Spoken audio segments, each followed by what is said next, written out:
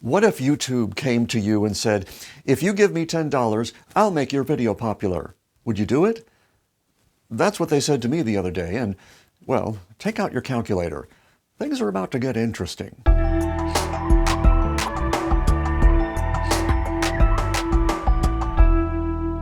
Lead generation is important, obviously, but advertising? Isn't that for the big brands? Can't I just post what I had for dinner on Facebook? Well, maybe. But Facebook is really pay for play now for business. When you just post a video there, you might get 20 views. But when you give them $10, they'll open the doors and give you back maybe 500 views. Now, the same is true for YouTube, only much more so, which just might be enough to get your video more popular if that would be helpful to you. Hi, I'm Steve Washer, and this is the 5-Minute Authority. So, when you're a single shingle entrepreneur, it makes sense to do things that you can leverage. Well, even if you're not a one-man band. For instance, you put a lot of thought and care into creating content. So the question might come up, could you use those videos as ads? Now, all the experts are going to say that's crazy. They're just for teaching. They're too long. They aren't sexy. They aren't loud or emotional. They aren't funny. Yeah. On the other hand, they do teach, inspire, and maybe change people's lives. YouTube claims that studies show that ads that play before other videos on YouTube, the in-stream ads, get watched all the way through up to 50% of the time. I know. Ads?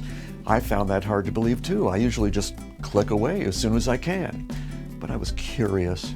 So I gave YouTube the toughest challenge I could think of, an episode of the 5-Minute Authority, a total non-ad if ever there was one. I assumed it would crash and burn. And guess what? 57% of the people watched the video.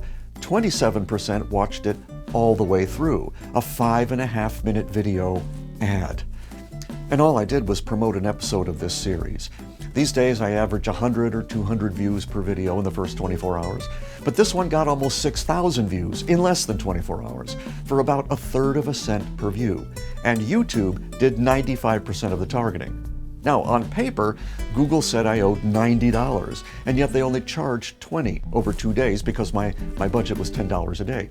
But because it's video, once it gets going, it takes on a life of its own, and you don't get charged for that.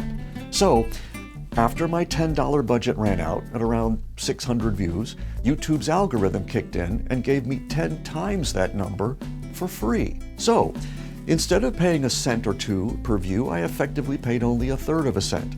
It's really hard to do that with any other form of content.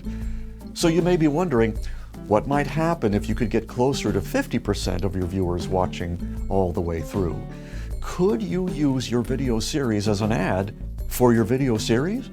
Well, you could make 2 versions of the same video.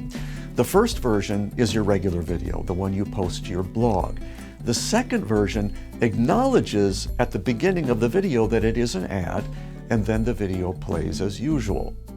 And you can bolt on the same intro for every video by using a template intro. I have a version of that template under the little info button at the top of this video, so you can see precisely what that might look like. Don't copy it exactly, please, but feel free to use the idea. You can certainly use your videos as ads, and you can get double or triple the results of a video built as an ad simply by boosting your regular teaching videos. Over time, those views add to both attraction and authority when speaking to people who have never heard of you. But that's not even the best part. When you have several thousand views versus, say, 100, it'll give you a better idea of how people who don't know you are interpreting your content. And that is some valuable market research. And here's the even bigger point. You don't always have to do things according to conventional wisdom. There's always a way that allows you to stay true to who you are and still get the results you want. Something to think about from the contrary mind of the visible authority.